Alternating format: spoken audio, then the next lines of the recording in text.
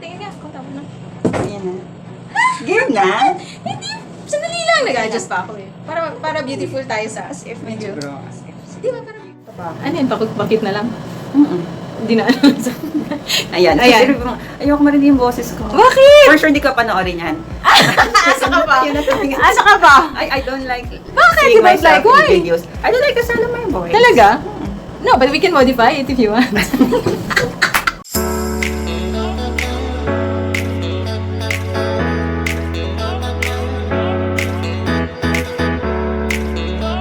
What if you really don't get that from the people around you? I mean, Affirmation. yeah, like for example, buti nga ako may nanay magsasabi sa akin, ito anak, kahit ganyan yung ilong mo. But, what if really you don't get that affirmation from people, di ba? Saan ka huhugot ng parang, am I a valuable person? Am I beautiful? I think, dun siguro papasok yung prayer life na kasi deep inside you, if you reflect, if kung nagdadasal ka, and then, or you have the desire to pray, there will be that voice, no, that tells you you are loved, and there are proofs to that. And if you're a believer, you will get that from the consolation in prayer. No? So it's not that we go to prayer to be consoled, but it's a result of also of praying. Yeah. Praying earnestly, praying sincerely. Kasi by the fact na talagang God is always there, and He's our joy, and He's our joy, and He loves us, and we end up feeling love. So somebody just gave a comment offhand, siguro nag-philosophy yung tapos. Yung nga yung happy birthday, sabi niya, it's the day when we celebrate just you. Diba? Parang kasi you just say happy birthday to you. It's, people are just celebrating you, no? So I suppose even if nobody's celebrating you, diba? You can always look back and say, well, I am. Yeah, the fact that you exist. Yeah, and I have a past, a present, a future. And I can love. I am free.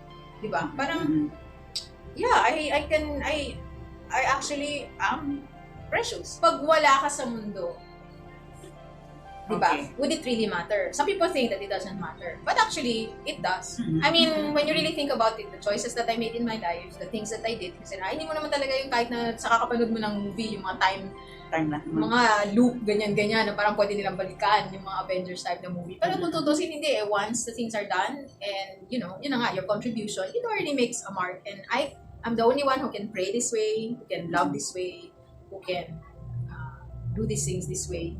Nobody can fill in the gap that you will leave. Yeah. If you.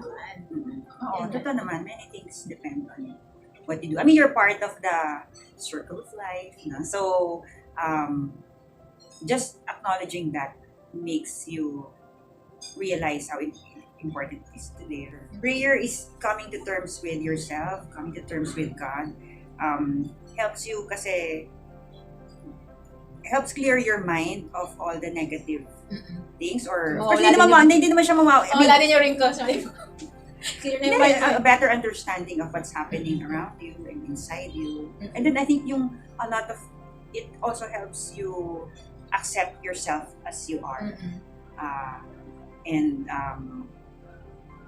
hopefully, get rid of the desire to be somebody you are not. Kasi ngayon nga nowadays, a lot of people put filters, or syempre they show the happy part of themselves, or just the happy, syempre naman happy points in social media. But sometimes they also regret it. Kasi parang they realize naman na parang it's covering up a big part of their miseries, which is everyone has naman. And of course you don't flaunt it, but also you just have to acknowledge that each one has her flaws. And it's okay to have flaws and vulnerabilities. Okay. Nalala ko yung sinabi mo the other time, yung coming to terms with oneself so that one can share oneself, self-giving. Parang kailangan, di ba, you know yourself, you have enough acceptance of self, because otherwise you can't commit, di ba? Kasi parang people will think, I don't want to share kasi I have nothing to share. I mean, let other people share, let other people serve, because I have nothing, I have no talent, I have no ability. But for me kasi it's lack of truth, and then also it's it's laziness and pride. Kasi parang for me, even what you can share is something small, that's still sharing. That's still a gift of yourself. And di ba yung widow's mind, parang ganun. You don't have to compare what the other people are giving, as long as you can say you are giving your entire self. That's awesome. Yeah. Awesome. That's awesome. So yun, so parang yun, you don't have to be perfect. I mean, nobody can aim for that. And you have to be comfortable with your skin. You have to be comfortable with your vulnerabilities. You have to be aware of your vulnerabilities and come to terms with it. It will give you a lot of peace, and then it will give you a lot of confidence. Kasi nga, courage. Whatever. Courage is also beautiful, actually. When you see, di ba, di ba pinupuri mo yung mga heroic, ganyan. But actually, everybody, I think, on a daily basis, we try to be courageous, heroic. Like parang ang hirap naman ganito-talk, pero go. And then, ang hirap naman kausapin, this is a new person. Di ba, you always like, ang hirap pala mag-vlog. Ang hirap naman, ganyan. Pero you just put it out there, and then that's it. And, di ba? I mean, you contribute, and it's very positive in a sense, I think. It's also, contribute to the beauty that is there, out there, I hope. Yes, oo. Parang each one's contribution naman will be complementary. Parang you don't have to be contributing The same the same thing. things. Oo. Again, yun na nga, to recognize what you can give, and then you give it without Enrich ka rin ng ibang tao. And yun nga, nag-expand din yung beauty mo, nadadagdagan. Lalo na pag beauty tips. Yeah, kasi the more, I think sa tao, the more you share, the more you give, the more you receive. In the end, parang you benefit talaga from giving. Parang sa friendship, like in any relationship, the more you share your talent, the more you own it. And then the more you go out of yourself, and the more you discover this side of you, and then your capacity. Parang di mo kasi matetest yung capacity mo to give until you give everything, and you give more than what you planned. Ganun. Diba? Yes! Diba? Parang ganun, that's how I would tell communities. Parang just launch yourself. I mean, don't be scared to commit. Don't be scared to give, because you will end up receiving more than what you give. Perfect! Ganun naman siya. Like, and then when it comes to supernatural life, parang the grace is super abundant. If God asks you something, the grace to be able to do it is more than what you need. So, meron pang extra. Tsaka yan talaga yung nakakaganda. Yung, di ba, if you are a woman of substance and virtue, di ba, it really adds to your, kasi hindi lang, yung panlabas, di ba? Hindi lang fleeting, hindi lang dahil naglagay ka ng something, but it's really because there is something, you can bite into something really, I think the world recognizes that one. Masyado lang emphasis on physical beauty. For instance, kunyari, let's say beauty contest. They're not just judged by their physical appearance. I mean, ang clincher doon, yung mga question and answer, di ba? So, and then they even, kind of, mock, pero, kasi pag nakakatawa yung sagot mo, parang laman ka na ng YouTube, hard ka na ng, so yun, and then also, like si mga artista, di ba, parang wow. But they will never get anywhere if that's all that they are, pretty faces. They have to be talented. Sabi mo kanina. Sabi ko kanina na hindi ka naman your pretty face will not bring you to stardom. Something like yung hindi ka naman parang tinorm yun yung trabaho, yung hindi naman yung face mo yung mag-lansay ng job, something like that. Yeah, I mean, you have to go through the steps. You have to go through training, acting workshop, training sa modeling niya. It's not like it's not as simple as that. Kumbaga parang, and so yun, and they have to sacrifice many things. Halatang naglabas na ng mga showbiz na. That's like a reflection of life. I mean, you need to struggle, but you need to there's effort, there's struggle. There are many elements that can make for the beautiful life. To achieve the beautiful life. Siguro nga, tama. More than siguro just wanting to be physically beautiful. You want to be beautiful, to live beautifully. Yes. Until to live beautifully. Yes. So, So, yun, I think yung parang na-interiorize mo na yung what you want to appear. You begin being. Not just appearing. appearing. No? Ngayon, ang uso ngayon is not about appearances. It's, being. Wow, It's not hindi just naman. doing, but being. Nag-change na yung Not just appearing healthy, but really being healthy. Yeah, that's why. Not just appearing. So, yun. So, and Tama kasi I realized in the recent time when you look at yung mga, how to lose weight, more than giving you like before kasi bibigyan ka, follow this diet, etc. Ngayon actually when you read the tips, they say, well, ano ba yung talagang goal mo kasi? Sana naman yung goal is not just to lose like 10 kilograms, but really, the benefits diba? Of losing 10 kilograms, to you your really overall want, well-being. To be healthy. I mean, really have a good life so that you can be there for your children, you will live a longer life, diba? You can do more things rather than just be, feeling weak and tired all the time and parang quality life. So parang, it's true. Hindi na siya just appearing.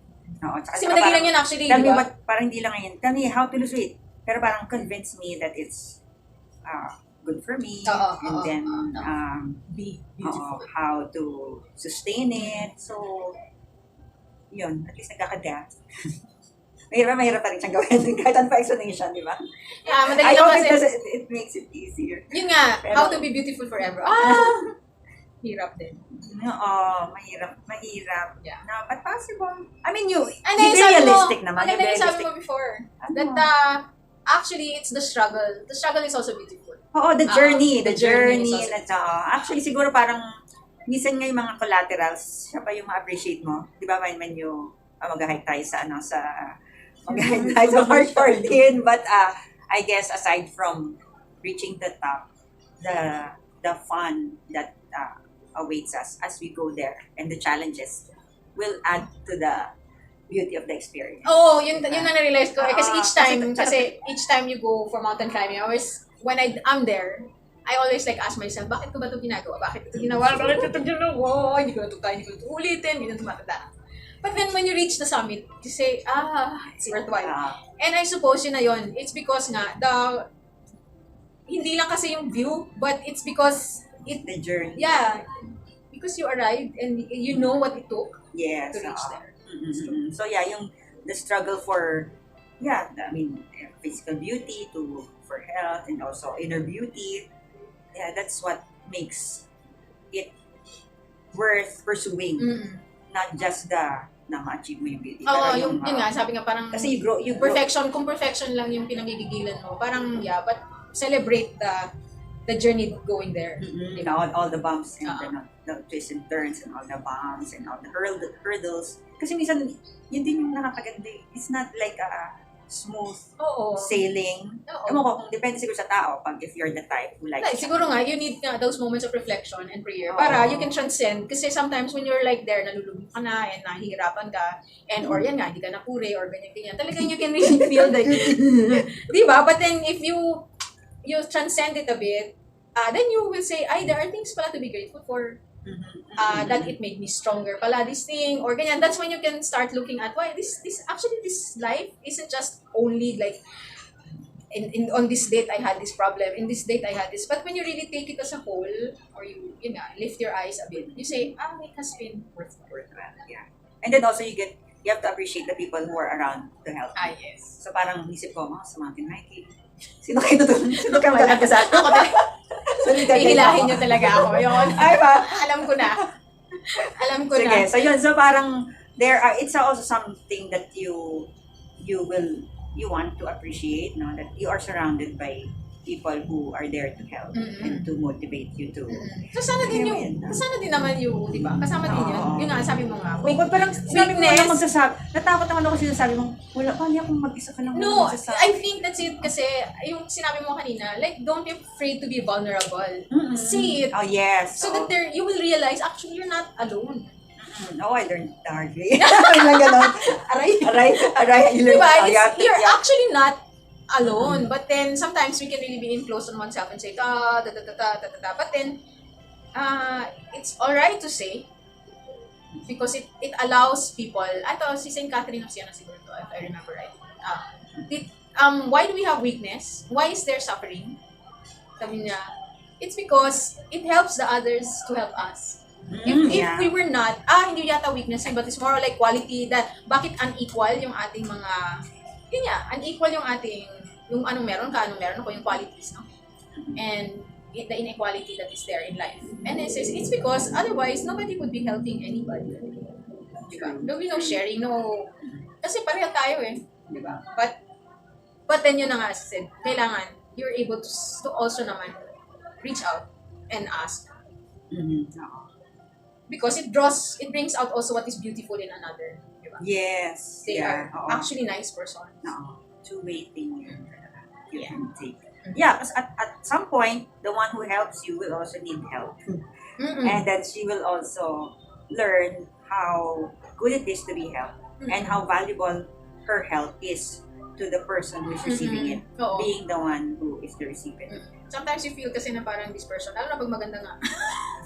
Balik tayo sa maganda. Maganda, matalino, mayaman. Parang she has everything na, no? Parang, totoo yan. Pero hindi pala yung totoo, no? Actually, minsan meron pa rin pala itong maibibigay. When I would accompany some students to mga depressed areas or to visit some families of people we teach in the rural areas, and these are well-off girls, they are talented, they have everything. Talagang they come out, in tears, realizing how lucky she is, and then also being amazed at the joy that these simple families have,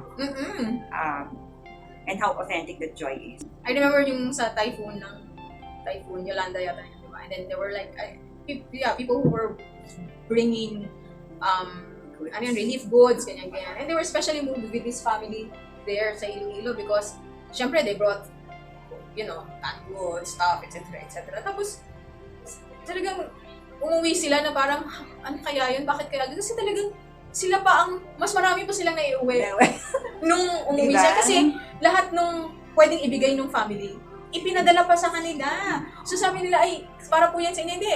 Meron kaming bigas. Kasi yung naani, samantalang na Yolanda na sila, no? Nasira yung bahay, etc. Pero kung ano yung meron sila, pinamigay pa. So, I suppose when people look at like poverty or suffering or sickness and think that it is not beautiful, in fact, di ba? It can be a beautiful experience if you see it for how it makes you.